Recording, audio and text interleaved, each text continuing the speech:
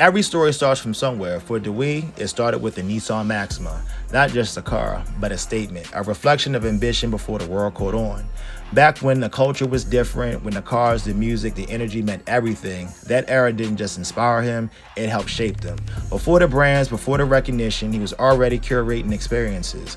House parties that weren't just parties. They were moments people didn't forget.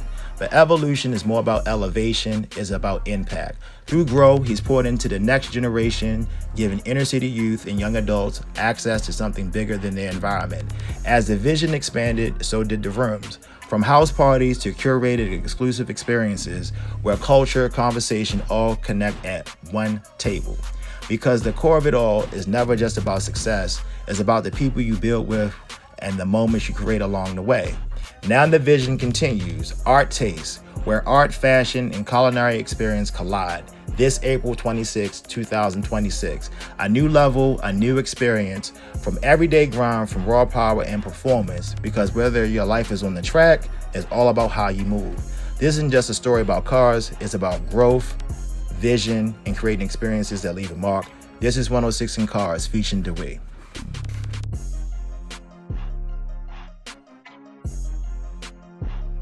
What's up? Welcome to this episode of 106 in Cars. I got my boy Diwee. For those who Diwee. See, Diwee, I was saying it all wrong. So for those who do not know who you are, tell them about yourself. My name is Diwee, and I hope I'm known for my event Art Taste is coming up. So a shameless plug. Get your tickets. Get your tickets. So I do dope events like Art Taste. Also, I founded the Grow program, and that's my life's mission and my purpose. So we have a mentoring program, and we also started Grow Community Care, which is mental health. So those are some of the things I got going on. Okay, so what was your very first car? My very first car was a black Maxima. Nissan Maxima. Yes, Nissan Maxima. It was so old, so long ago. I'm dating myself. It was the box Max. So. It's all good because people love the old box Maxima. Yeah. So how did you get it? Was it a grind or it just kind of fell into place? I definitely paid for it myself. Okay. What did that car represent for you at that point in your life? That's a good question. Yeah, man, that's a good question. I was a different person, and I had different perspectives. I was about 14 years old when I got the car. Okay.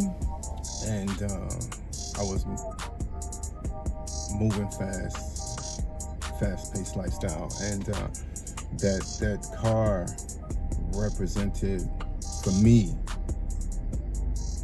the wrong things in hindsight, right. But it showed my come up. Got you. So to be honest, so was it clean, or was one of those cars to get you to point A to point B? Because at 14, most people cars, you happy to get a set of wheels back in the day. For those who know, back in the day, if you had a set of wheels, it didn't matter what it was, you was the man. So your car was pretty clean. No, I was the man for real. Oh, you was the man for real. Oh, all right. Yeah. All right. What car that instantly reminds you of Baltimore culture? You see a car. What's the one car? Oh man, hey, you said one car. Or it could be multiple, whatever comes to your mind. Well, the first car coming to mind is 300ZX. Okay. And I'm going back, right? I'm going back to the 90s. And my car people know, they know. But it's hard because those car people who know, it's the ones they're gonna say is 300ZX, Legend. But the ones who know, they're gonna say 740. Okay. And that represents Baltimore's, the ones who was what the kids call outside now, the dudes that was heavy and doing them, moving a certain way. 740s was a big boy car. And when you see that car, what part of the city or what type of energy does it bring back for you? What kind of memories? I know some good nostalgic memories, not so the bad, but the good. Yeah, man. So it defines a time. So I saw one of my homeboys, Twan. Shout out to Twan. I see him just grab a Lexus and rimmed it up BBS's, And I think a lot of the guys, they do that for nostalgia. And it reminds them of a golden era. And I remember that. Like I remember people used to get the cars with the gold trim. Yeah. I'm showing my age too, so I remember the cars with the gold trim. All right, so what car screams West Baltimore to you? What's like one from that era? What car screams? Oh, he's from over west. Yeah, I would say the 300ZX. 300ZX, okay. And what car screams he from over east? Like, oh, he definitely from over east. I ain't doing that because that's gonna go back to the age. Yo, West Baltimore, East Baltimore, yo. We've been doing this forever, my whole lifetime, so I ain't even gonna do that, man. I ain't gonna do that. Okay, so like fast forward to now, when you see a certain cars, what's a car do you say like, oh, he's getting money? Right now? Yeah. That's kind of comparable to, like, all right. So back then, people did the Nissan Z, the Legends, the Lexus, that type of ordeal. So to fast forward in today's time, what cars kind of are equivalent to today from back then? That's another good question. That's fun. That's another really good question, and it's fun. It's just a different world now. So open. The world is so big now, right? And there's so many cars, right? And I don't even think like so. That's such a good question. I wish I was prepared for it. Just so if I just jump out there and say a car, I would say like a G-Wagon. Okay. If I seen the dude, I would love a G-Wagon. Yeah, if I seen a dude in a G-Wagon. Or Benz. Benz just scream that type, that type of culture, energy. That type of energy to me. Okay. To me.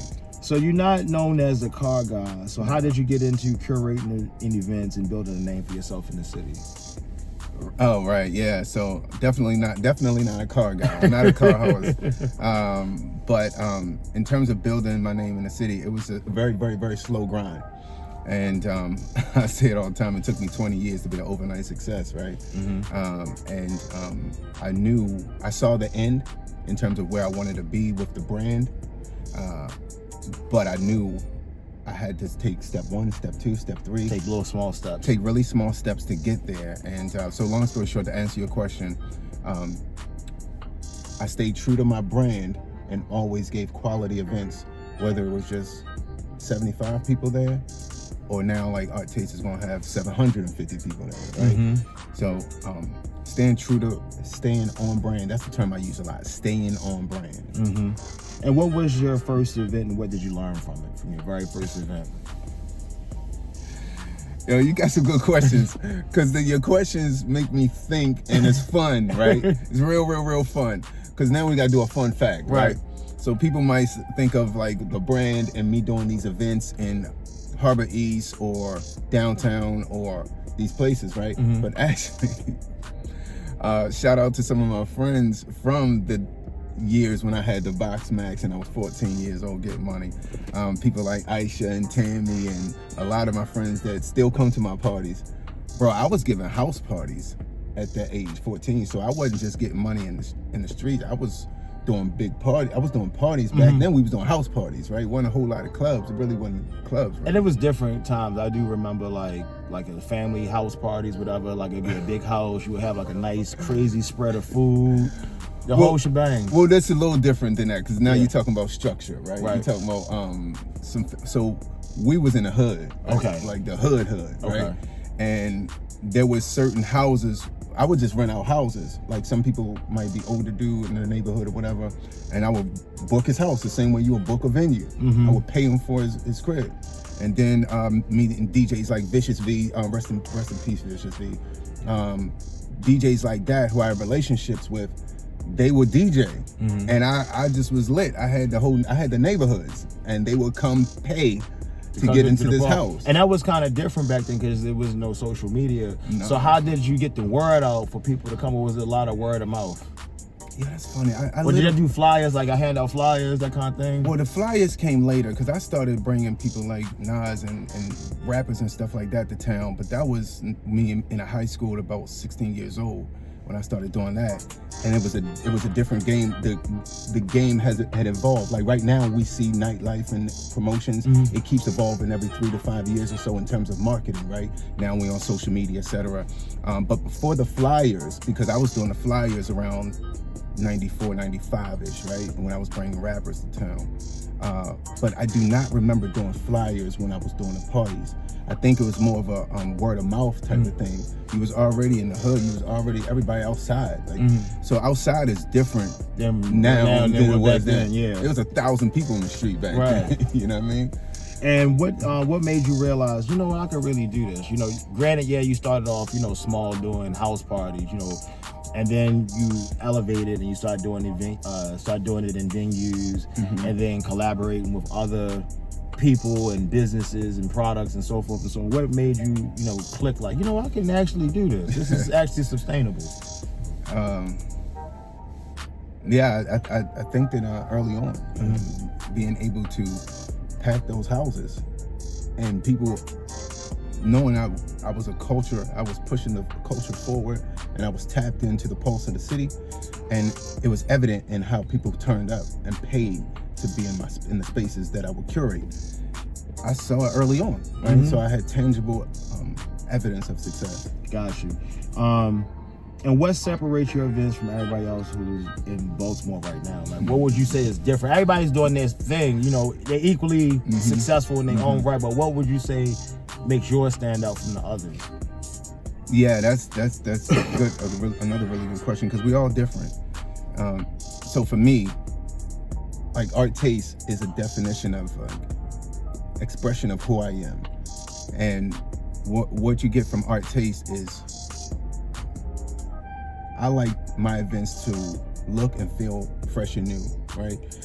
Sometimes we go to events, and that's, like you said, nothing wrong with it, but sometimes we go to events and it's the same people every single year, right? And there's nothing wrong with it, because the same people have a great time and it's nostalgic, and you see friends you probably haven't seen in a while. Nothing's wrong with that at all. But when I do my events, I love to have new faces, right? I've always enjoyed art, fashion, food, and I created that brand. And they kind of go hand in hand. Music, art, and fashion kind of... Yeah, man. Goes hand in hand. It goes hand in hand. Now, what's one mistake people make when they try to throw in events in Baltimore? I just was having this conversation with somebody yesterday. He's a successful developer, and he was talking about getting in the game. He said, man, I realized that he's an introvert, right? Now, I'm an introvert. I really am, but I know how to turn it on and be social. Yeah, man, you have to be social. You have to be tapped in with the pulse of the city and know what's interesting to people, right? Because you can't just give a party and expect people to come if they don't know who you are. They haven't bought into your story. They're not tapped into your movement. So it's not as easy as people think it is. And what's one thing that you did right early on that helps you build that momentum? Because you kind of started from scratch. Like, what was one thing that you caught early on? Was like, you know what, this is the recipe. Like, we're doing it at the house party, and we're going to do it at this rooftop spot, or we doing it at the casino, we doing it here, we doing it there. It's always that one piece that's always consistent. Like, what's that one thing, like, what we got to have? Well, aside from the event, when you say what's the thing that I did right to help with the success, I would tell anybody who wants to get into like doing events or anything, honestly, build your brand and stay lit, be lit. Because if you have motion, people are interested in what you got going on. If you don't have motion, you're probably not going to attract a lot of people. If you're bored. Yeah. And if somebody was watching this and they want to get into the business, what's the real game they need to know? I know you just said it, but what's the main thing you would say? I would say definitely have motion, be interested, figure out what separates you, and then hone into that. But moreover, knowing the business aspect of it, right? And the smartest thing that a person can do is stand on the shoulder of giants. If you're an up-and-coming promoter and you have an opportunity to be an associate or a sub-promoter under a successful promoter, do it. Take that opportunity. And every opportunity is not a check. Sometimes it's about just the experience and learning at a high level. If you can sit in these meetings, on these weekly meetings for these big events and be a part of it and be able to present to your followers a high level event that costs $40, $50, $70,000, $80,000, and you don't have to pay $1, but you can give your guests that experience for free. Well, for free to you, but they pay you to get VIP sections or tickets. That's a win, and you get to see how the high level guys operate. And then next thing you know, you're a high level guy. Got you. All right, so what's your dream car right now? I know you're not a car guy. Money is no object. Sky's the limit. It don't even have to be out yet, but what's your dream car if you could get your dream car?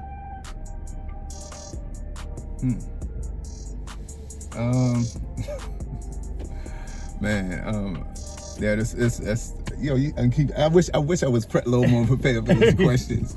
I would just want to get a raw. Like get the, because that's what you're getting. You're getting the raw answers, man. Yeah, I would have to say, because I'm grabbing one. I do like the G-Wagon, and I'm getting that, but I'm getting it because I'm going to be driving it for free. Like I literally, again, like when we talk about financial literacy, like we have to get our financial literacy up, because the wealthy people that you see driving these cars, bro, they driving them for free. You know, they not spending, they're not associating their sweat equity with purchasing that luxury item. Right, they're buying it through their business, and you can get that in my ebook and my workshop coming up in May. So we're gonna tap into that. That's another segment, another show, and then go into that. Yeah. Is it about the look, the status, or is the feeling that it gives you with that G-Wagon? We gotta be honest, all of those things, right? I like to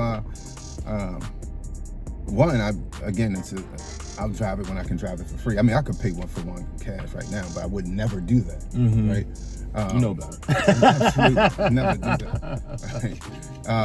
But when I can drive it for free, I'll definitely drive it. And those reasons are cool, and I agree with those reasons. But the difference is, some people are led by those reasons. I'm not led by those reasons. Right, because a lot of people, what I've seen, I sell cars, by the way. Especially in our community, we have this notion of looking rich, and then we're really car poor. Where on the surface, yeah, they at the parties, they popping bottles, but they just one paycheck away for it all being snatched away. More of the story is, don't bite off more than what you can chew to try to keep up with the joint. Just stay within your lane. You know, if you're going to jump out there like that, lease the car. Lease. We're going to talk about that in my ebook. What's next for you this year, and where can people tap into you at the next event to pull up? Okay. So we got the Art Taste coming up. Any other more events coming up throughout the summer? Nah, I'm gonna just double down on Art Taste. Art Taste, April 26th, 5 to 9. It's coming up. Get your tickets. Get your tickets. Okay, and what was the best car you ever rode in? Oh man, my Lexus. I had this LX 470, man. When I say it was like floating on air. Yeah, Lexus is a smooth ride. Yo, that LX 470, that's unequivocal. That just come to mind immediately. I remember how smooth. It wasn't fast. It was more about luxury. It was more like a cruiser. Type of cruiser, man. That was really cool. And what's the most overrated car you would say? Like it's a whole lot of hype, but you just feel underwhelmed. Like, okay. Overrated car.